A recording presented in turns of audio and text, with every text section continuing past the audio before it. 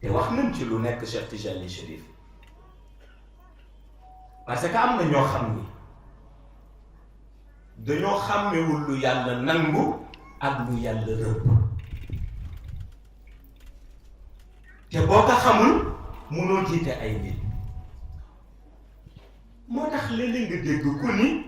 kenn mënu rek dund lu dul ci yaakaar Mawlana Cheikh Ahmad Tijani Chérif dafa rejeté loolu parce que nee na dund taalibe balaa am valeur ci kanamu yàlla borom di dund ci xàqul yaqin nee na dund taalibe balaa am valeur ci kanamu yàlla borom di dund ci xàqul yaqin moo tax boo xàmmewul li yàlla gërëm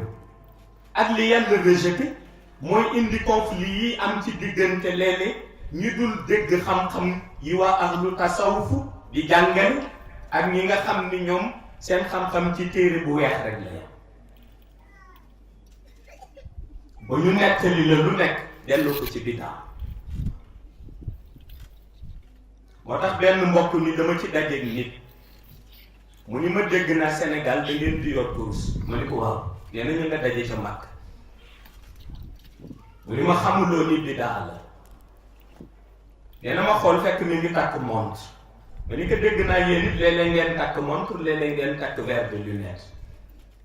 mu ni waaw poussière bee tax ma ni ko da nga xamul it ni bidaa la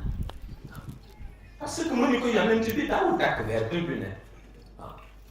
daawul yi takk montre bii ngeen takk kon ma ni ko jamono day toll si xàmme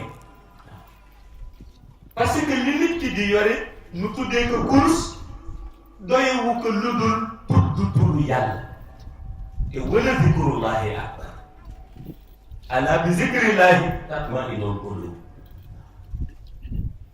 te bare ni nit gàdduwul kurus wax ju ko yàlla jéppe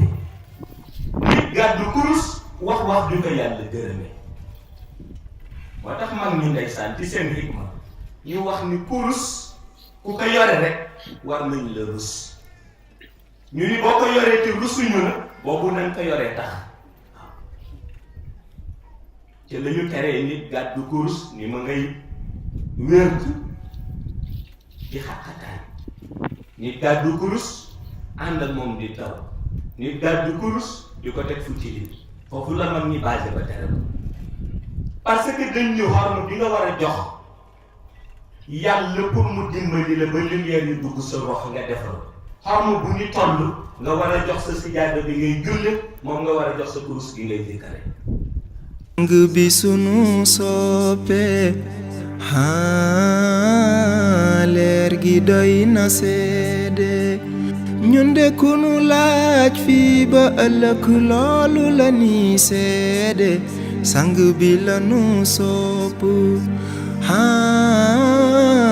leer gi doy na seede